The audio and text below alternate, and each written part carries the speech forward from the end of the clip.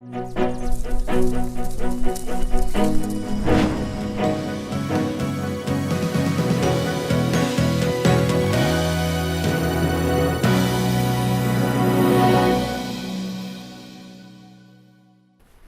morning. So I'm Larry Casey. I'm here to talk about the newly published overtime regulations, which is a misnomer because they have yet to be published. They will be published any moment. They could be being published while we speak. I did check this morning before we got here, but nobody in the government was working at the time I checked, unlike here and unlike you guys. But it is a given this is going to happen, and it's all going to cost you some money in some form or another. How many of you here are familiar that there is going to be a change in the overtime rules and regs? Okay, so that's interesting. So a few of you are going to learn some new things here. So first off is, as I said, it's going to happen any day, and there's going to be a significant increase here. So I'm going to go through at the end what the general rules are for overtime, just to remind you, because there's going to be some significance. So first of all, they're going to increase the minimum salary. So you have exempt employees and you have non-exempt. Exempt employees, if they fit the criteria, you do not have to pay overtime if they work more than 40 hours a week. Non-exempt, you have to pay overtime. So in this case, one of the criteria to meet an exempt employee is you have to have a minimum salary. It was $455 a week. It is now going to be, and this is an estimate, the range that has been proposed by the Department of Labor is between $45,000 a year and $50,440 a year. So that would be the minimum salary that you would have to pay somebody to make them an exempt employee. This is roughly in the middle. It translates $47,892 a year. It translates to $921 a week. So for those of you who have exempt employees and are paying a salary to, which hopefully exceeds $455, you are going to have to bump that up to $921, or they're going to be non-exempt employees and you're going to have to pay them overtime if they work more than 40 hours a week. The proposal on overtime regs is what they are going to do to try to help this transition is allow the employer to count non-discretionary bonuses and incentive pay towards some of that 921, but it's limited to 10%. Under the existing rules, you could not count non-discretionary bonuses or incentive pay to meet the 455. But here the Department of Labor, in their proposal, is understanding the significance and saying we're really looking at overall comp. But note, it's non-discretionary bonuses, so that the employee is entitled to them. And it's incentive pay, again, it's got to be non-discretionary. If it's discretionary, it does not count towards meeting that 921 per week, or roughly 47,000, or it could be as much as 50,000 a year. The bonus payments have to be received at least monthly to count. So there's another restriction again. So when you're totaling up which counts the 921, they got to be monthly bonuses.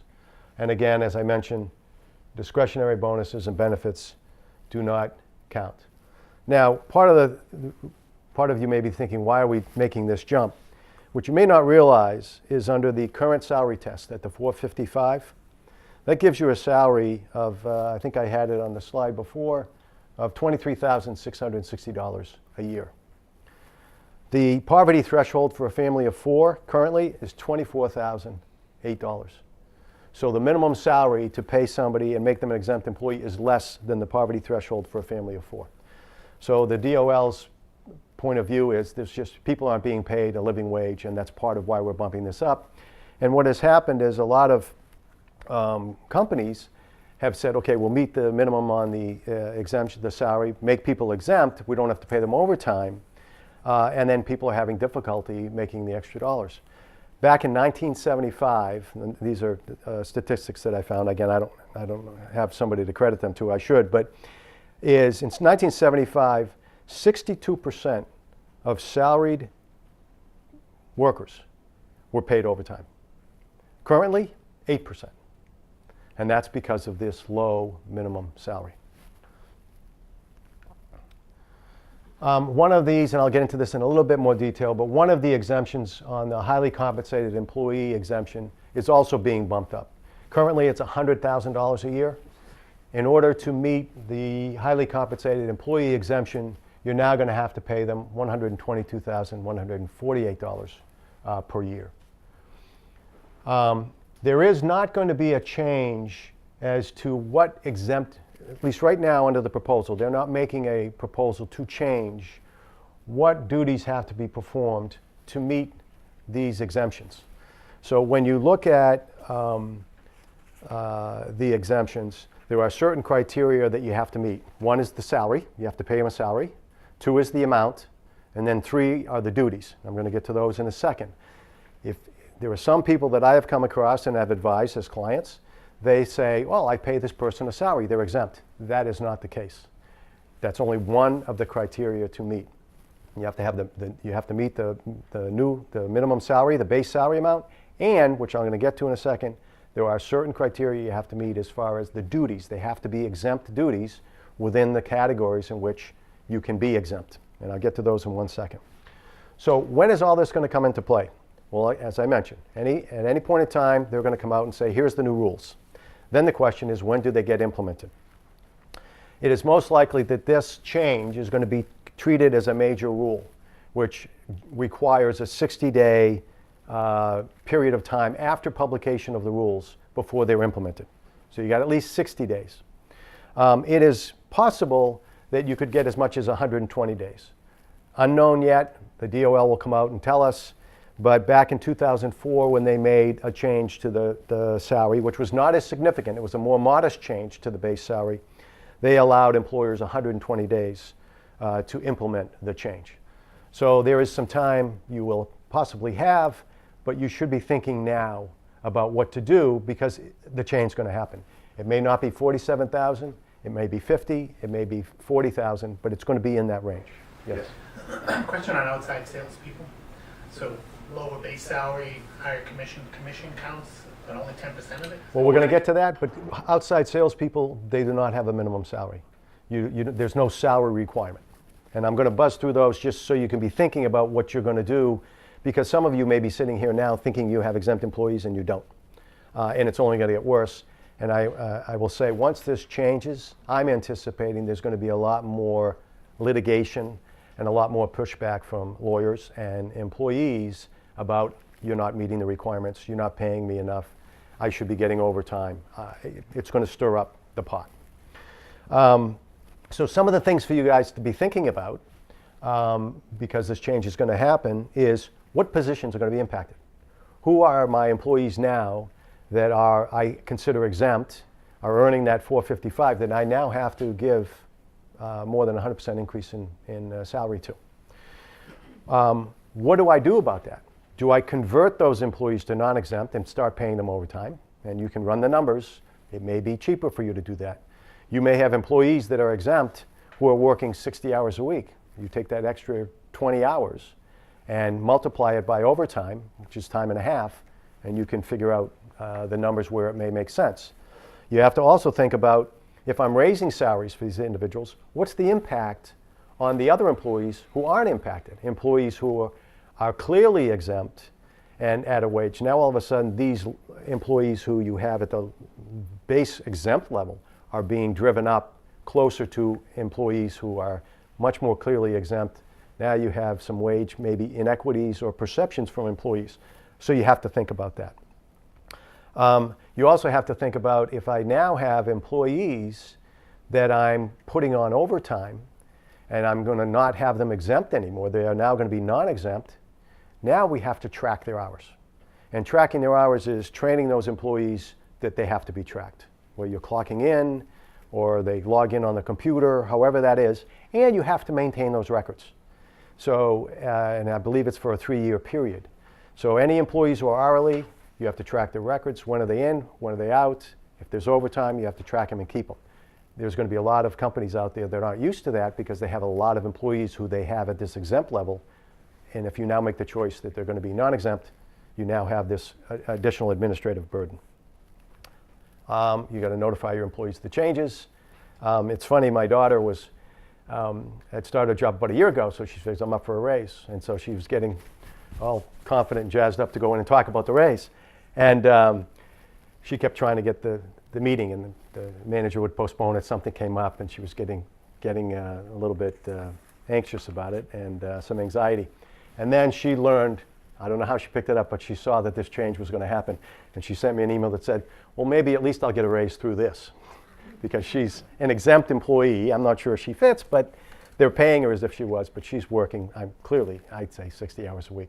So she's going to get a raise one way or the other, either through overtime or through this bump. Hopefully it's this bump.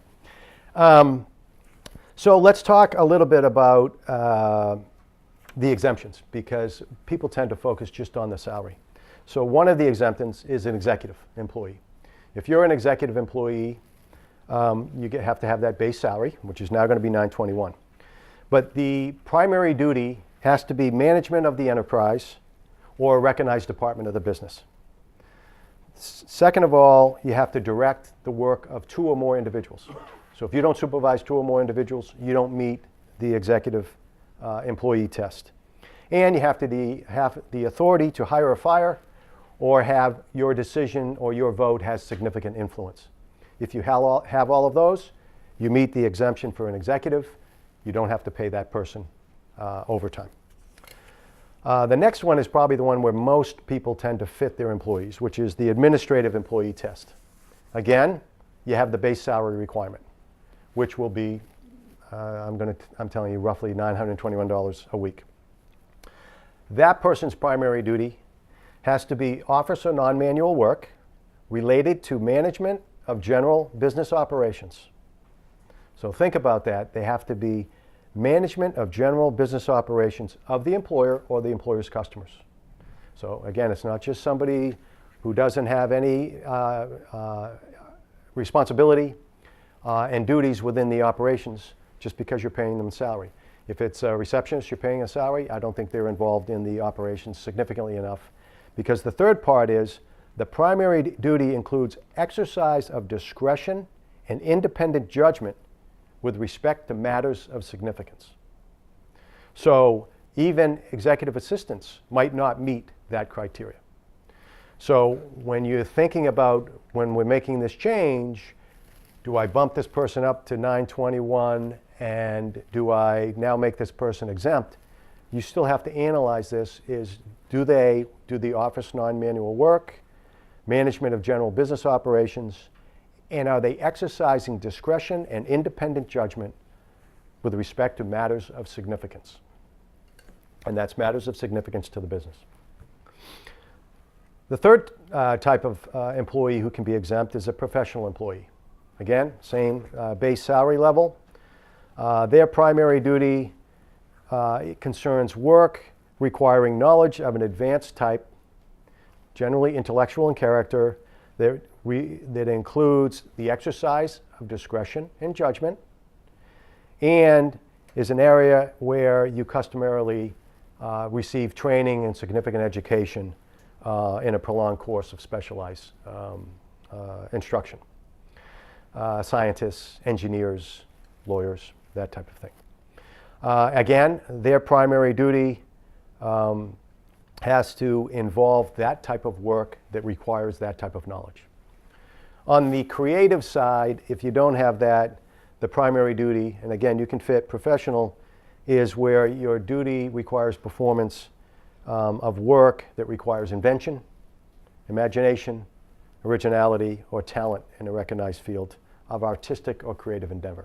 So that's for people who are doing marketing, who are involved in, I would say, paintings, artists, that type of thing. The next category is computer. And this is one that a lot of people, I'm sure, use and understand. There's going to be a difference, and I don't know what they're going to do with the hourly rate. But currently, for a computer employee, they have to have the base salary of $455 or an hourly rate of $27.63. Those are clearly going to go up, and I assume they're going to keep, it appears they're going to keep, you can do the salary or you can do the hourly. To meet the computer exemption, it has to be a computer systems analyst, computer programmer, software engineer, those types of individuals. But they only qualify if their primary duty consists of certain types of computer work. For instance, application of systems analysis, where you're consulting with users to determine what the hardware should be, what the software system should be, what its function should be, that type of thing. It could include primary duties involving design, development, documentation of computer systems or programs, or concerning machine operating systems, again, to meet this computer exemption. Or you can have a combination of the above. The next category is the outside sales. So there is no minimum salary. Certainly they're going to be paid on commission basis, bonuses. Again, the bonus needs to fit generally as a non-discretionary. But the primary duty for a salesperson has to be you're making sales or obtaining orders or contracts, or it could be for the use of your facilities. Again, you're getting contracts for people to use your facilities. And the company's paying a consideration for that. Obviously, the customer's paying. The employee needs to be customarily and regularly engaged away from the place of business in doing this. That's what makes them outside sales. And if you are involved in that type of work, then they qualify for being exempt. Last is the highly compensated workers. Again, right now, the compensation has to be a total of $100,000. It's going to be 122 or around that range very shortly. That's what's been proposed. The employee has to earn a total amount of annual comp that equals that. It can include bonuses. It can include, again, non-discretionary, and it can include commissions. The employee's primary duty, again, has to be office or non-manual work.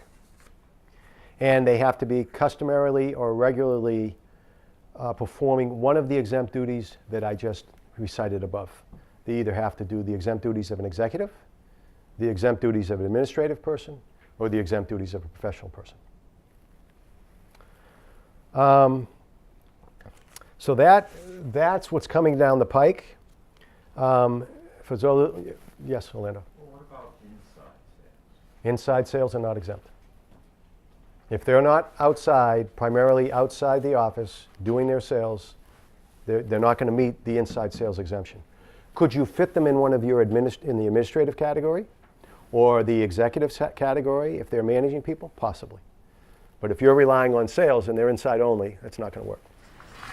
Yes? So I think you and I are on a similar ballpark here. So we're designing, my kitchen designer is designing kitchen, so they would qualify for professional status because it's, well, or more. If they're an engineer and designing the kitchen, then maybe. But if you've got an inside salesperson who's designing kitchens, if they're going out and selling either to Home Depot, we want to do kitchen designs, or we're selling to any of the other places that are out there marketing to individuals who are going to be redoing their kitchens, and you're trying to sell your products and design services so they provide them to their customers, and he's outside the office selling to that, yes. If he's going door to door to residential homes and saying, I can design your kitchen, yes. But if he's inside sales. But that's not, I know, Sean, that's not what your people are doing, and they're not really in this, I mean, they sell, but they're not outside sales, and they're not selling to distributors. Your customers come in, which are residential homeowners for the most The part. contractors. Contractors. So if you renovate your house, I'm selling to your contractor who puts it in for you. So Okay. I'm not doing outside sales. He's bringing that customer to me. So the contractor is bringing the customer to you, and then that person is working on the design. So my designers will design it, formulate it, and based on the space, so they may go out and measure your space, but they're not really doing any outside sales. So then I would say they're not really doing, they're doing non-manual work. It's related to the general management of the general business operations, which is your general business operations. I'm selling kitchen designs. I'm going to go out and formulate the designs and have them implemented. The contractor puts it in. You don't put it in, so you're doing the design work. And or you fit within the professional. I mean, that's where I would be focusing your individuals and clicking off those requirements. Watch out for this. It's going to be around the pike. We certainly will send out an alert. All of you are here because you got the email for here, so I'm sure you will get the alert when it happens. And we'll be happy to keep you informed and happy to talk to you about implementing changes that you need to. So every year, they're intending to increase the salary automatically, and they're going to do it based on Bureau of Labor Statistics or the CPIU. So this will change year in and year out.